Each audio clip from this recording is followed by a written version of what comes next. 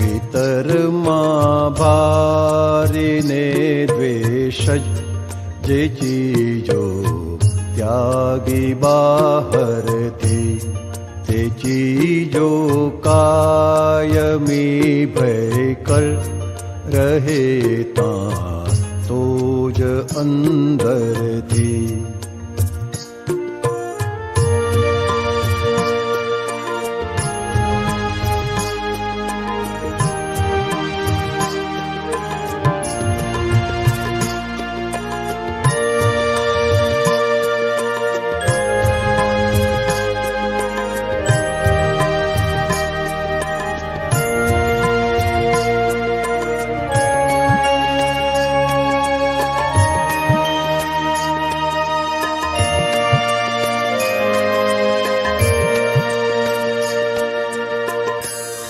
પરિગ્રહ દ્વેષથી રાખી જો ભાગ્યા સાધુ જંગલમાં, કદી ત્યાં દેખી કોઈ સ્ત્રી તો ભય લાગે છે નિંદરમાં. પરિગ્રહ સાચો વર્તે તો બનાવે કાયમી નિર્ભય. ગમે તે રીતે સ્પર્શે સ્ત્રી છતાંય કામ જાગે નહીં.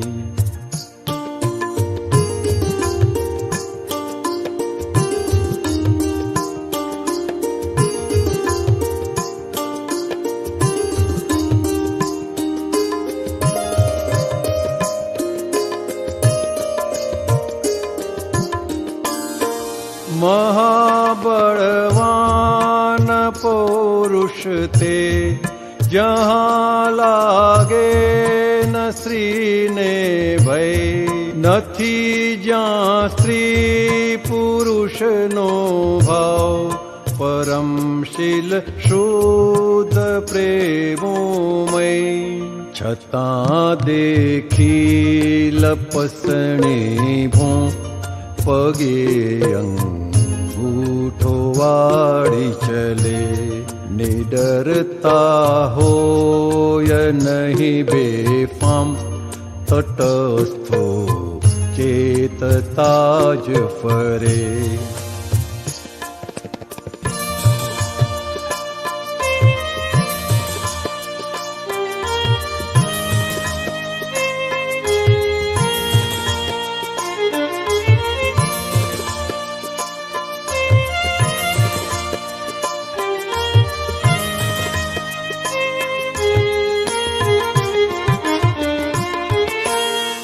જગતમાં બહાર ભય થોડા, ભીતર ભારેલ ભો અગ્નિ. કશાયો ના ગુંચા સાંધા, અનાત્મે રાગ દ્વેષાદી. નથી છૂટવાનું બહારથી, પ્રથમ છૂટવાનું અંદરથી. ત્રિકરણ એ જ છે પરિગ્રહ સ્વહેતુ પામ મંદિરથી. ભીતરમાં ભારીને દ્વેષ જે ચીજો ત્યાગી બહારથી, તે ચીજો કાયમી ભય કર રહે તાં તો જ અંદરથી.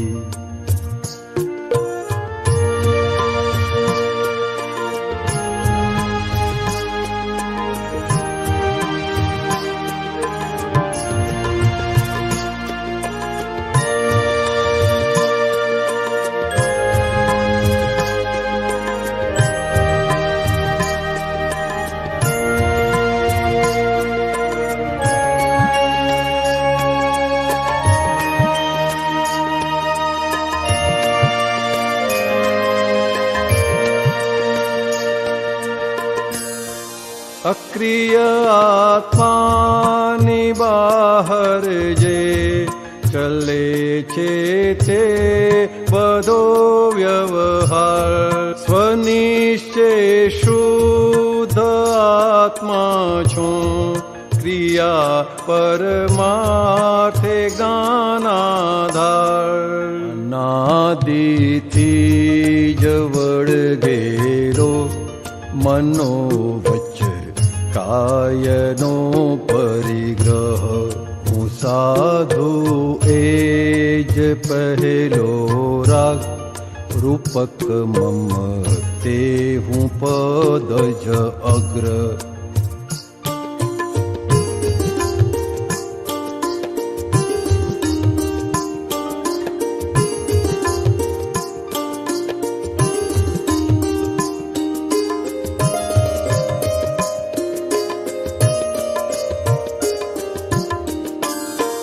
નથી દેહાદિ સંયોગો કદીએ કોઈ પણ મારા.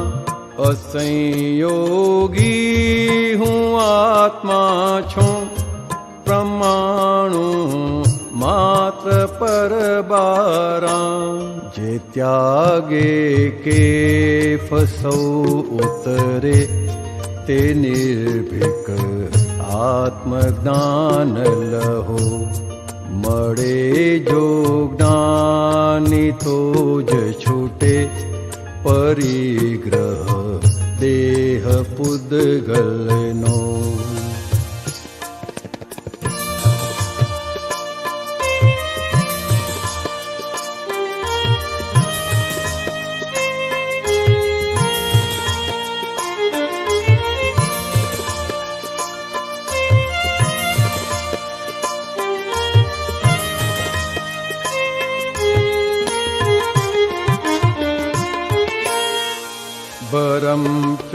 બ્રહ્મચર્યા થકી છે ભય અપદમાં પુરાણ બાદ ગલન.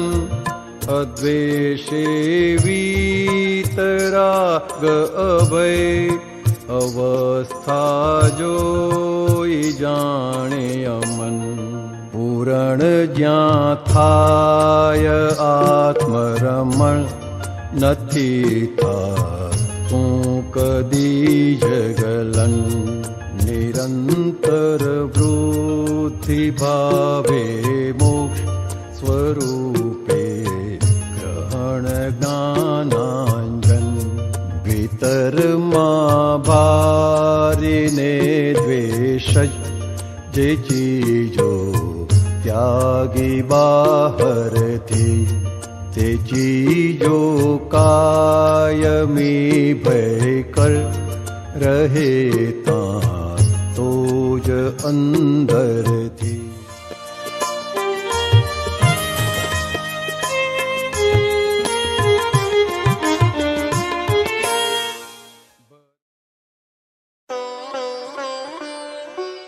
बाह्य तप से पुण्य बंधता है और आंतरिक तप से मोक्ष.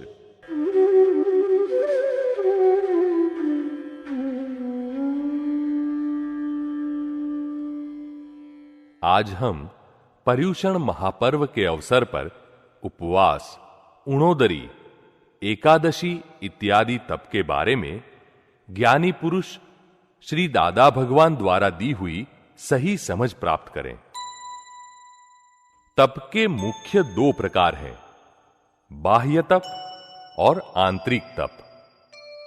बाह्य तप अर्थात उपवास, आयंबिल इत्यादि करना। जो तप दूसरे देख सकते हैं वह बाह्य तप है। बाह्य तप से भौतिक सुख प्राप्त होते हैं और संसार में अनुकूलताएं व सुविधाएं मिलती हैं। आंतरिक तप अर्थात अदिष्ट तप, जो दूसरे देख न सके ऐसा तप। संसार व्यवहार में ऐसी नौबत आ जाए कि आग बबूला हो उठे, अंदर तक आग लग जाए, लेकिन उस समय जागृति रहे कि हमें अपमानित करने वाला तो निमित्त है, यह तो हमारे ही कर्म का फल है। इस भाव से अपमान के रूप में दी गई रकम को हम हमारे खाते में जमा कर लें, तो यह सबसे बड़ा अदिष्ट तप अर्थात आंतरिक तप कहलाता है। क्रोध आए ऐसे मौके पर समझकर शांत रहे, वही सबसे बड़ा आंतरिक तप है। इससे कर्म की निर्जरा होती है। भगवान ने कहा है कि तुमसे हो सके उतने ही बाह्य तप करना। लांघन यानी कि उपवास का अतिरेक न करना, देखा देखी या प्रतिस्पर्धा में न पड़ना।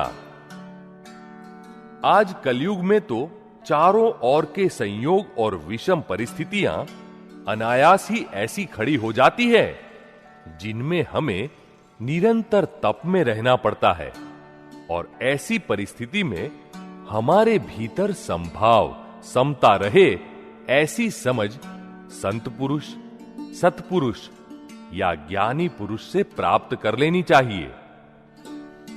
सतयुग में श्री महावीर स्वामी को उनके अपने कर्म खपाने के लिए अनार्य देश में जाना पड़ा था, जबकि हम तो बहुत भाग्यशाली हैं जो हमें घर बैठे ही अनार्य देश मिल गया है। बेटा बाप के सामने और नौकर सेठ के सामने जबान चलाए, महंगाई में 12 जोड़े और 13 टूटे, 80 आमद और 84 का खर्च, कोई किसी का कहना न माने आदि तप घर बैठे ही सामने से आते हैं। ऐसे में आवश्यक है कि प्राप्त तप का निबटारा लाइए। अप्राप्त तप को सामने से बुलाने की जरूरत नहीं है। तप करते समय कषाय, क्रोध, मान, माया, लोभ करने से तो अच्छा है कि तप ही न करें। तप करने से जितना लाभ होता है उससे कहीं अधिक हानि कषाय करने से होती है। भगवान ने कषायों को कम करने के लिए तप करने की बात कही है। उपवास करने से शरीर के अंदर जो अजीर्ण हो गया हो वह जल जाता है और जागृति रहती है। यदि उपवास करना चाहें तो उपयोग पूर्वक करें। अज्ञान दशा में शुभ उपयोग और ज्ञान दशा में शुद्ध उपयोग होना चाहिए। पूरा दिन यदि शुद्ध उपयोग में बिताएंगे तो हमने उपवास किया ऐसा महसूस भी नहीं होगा। भूख लगी है ऐसा जानेंगे तो सही, मगर वेदेंगे नहीं, अर्थात भूख की वेदना का अनुभव नहीं करेंगे। यदि वेदना हुई तो समझे कि उपयोग चूक गए, और जानते रहे तो उपयोग पूर्वक का उपवास माना जाएगा। आर्त ध्यान और रौद्र ध्यान न हो ऐसा उपवास करना चाहिए। निरंतर उणोदरी करना वह रोज उपवास करने के बराबर है। उणोदरी अर्थात आप 4 रोटी खाते हो तो पहले 3 रोटी खाएं, फिर 2 रोटी, अर्थात भूख से कम खाए उसे उणोदरी कहते हैं। यह कोठी, यह पेट केवल भोजन से भरने के लिए नहीं है। हमें हमारी खुराक के 4 भाग कर देने चाहिए।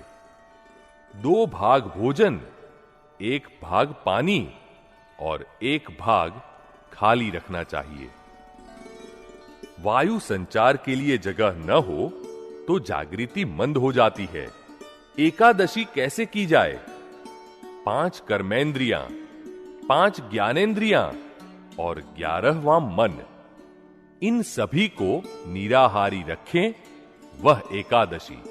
कानों से सुनाई तो देगा, मगर सामने चलकर सुनने की कोशिश न करे। आंखों से दिखाई दे, लेकिन देखने के लिए उठकर कहीं न जाए। अर्थात पूरा दिन सामने से चलाकर कुछ न करे। इंद्रियों को आहार न दें, अपने मन को बिल्कुल आहार न दें। अर्थात 24 घंटे निरंतर जागृति में रहे। इस प्रकार की एक ही एकादशी की जाए तो भी आत्मा का स्पष्ट वेदन हो सकता है। आप निश्चय करेंगे तो ऐसी एकादशी का व्रत अवश्य हो सकेगा। इन सब बातों का संक्षिप्त सार इस तरह है। प्राप्त तप का निबेड़ा निबटारा लाइए। अप्राप्त तप को सामने से बुलाने की जरूरत नहीं है। बाह्य तप से पुण्य बंधता है और आंतरिक तप से मोक्ष। निरंतर उणोदरी करना वह रोजाना उपवास करने के बराबर है। यदि उपवास करना चाहे तो उपयोग पूर्वक करे। आर्त ध्यान और रौद्र ध्यान न हो ऐसा उपवास करना चाहिए। 5 कर्मेंद्रियां, 5 ज्ञानेंद्रियां और 11वां मन, इन सभी को निराहारी रखें, वह एकादशी।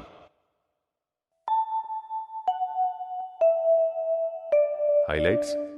बाह्य तप से पुण्य बंधता है और आंतरिक तप से मोक्ष।